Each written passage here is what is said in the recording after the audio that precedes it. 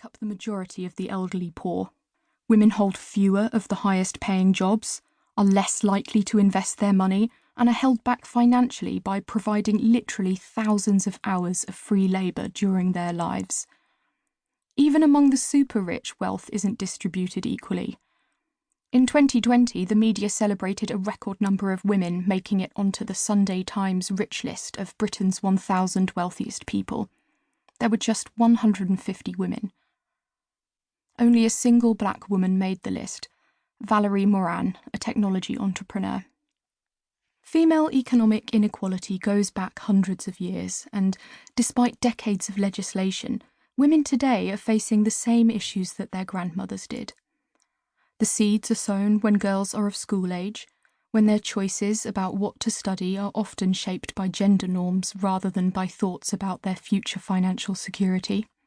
Once in the workplace, unconscious bias proves a barrier to progression, and women in many industries struggle to increase their seniority. Globally, women hold only 34% of managerial roles. Only in Colombia, Jamaica, and St. Lucia do women hold at least half of management positions in the workplace, according to the United Nations Population Fund. There is no country where women in work collectively earn as much as men for their labour. Across Europe and Australia, women earn an average of 18 to 19% less than men, and the pace of change is so slow that, according to the World Economic Forum, it will take 257 years for the gap to close. During her working life, the typical British woman will earn £223,000 less than the average man, while for an American woman the figure is $500,000. Pay gaps are worse for women of colour, with Pakistani and Bangladeshi women earning an average of 26% less than white British men. The gender pay gap is a big problem, but by looking at salaries through the prism of gender, we see only one aspect of female wealth inequality. Sometimes economic inequality is blatantly obvious. Flip through the pages of a newspaper and see how many female experts are quoted talking about business, finance, or tax. The absence of women's voices in these areas speaks volumes about our economic position. At other times, it's harder to spot, such as the pink premium added to anything from toiletries to stationery and toys marketed at women and girls, while identical products branded for men and boys cost much less.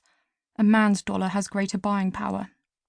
Economic inequality is present in the small things, such as the tax on tampons that has been charged by countries as diverse as India, Australia, and Spain. It's also in the big things.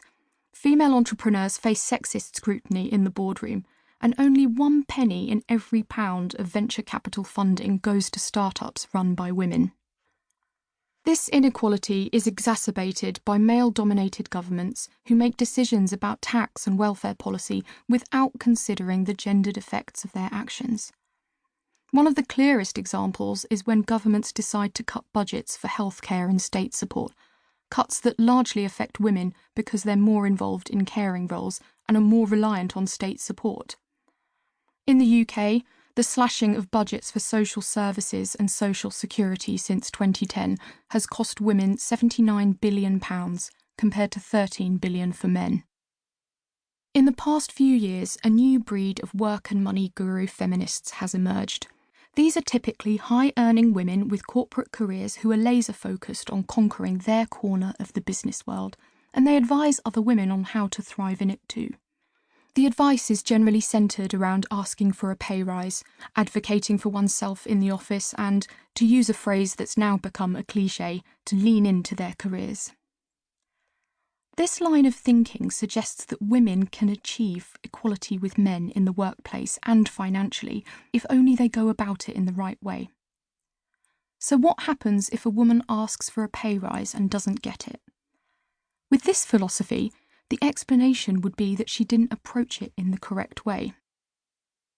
This narrative ignores the systemic, legal, and cultural factors that hold women back.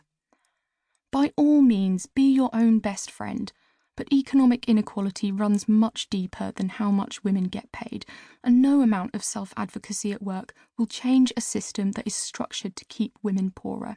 This lean-in approach is also based on a fallacy.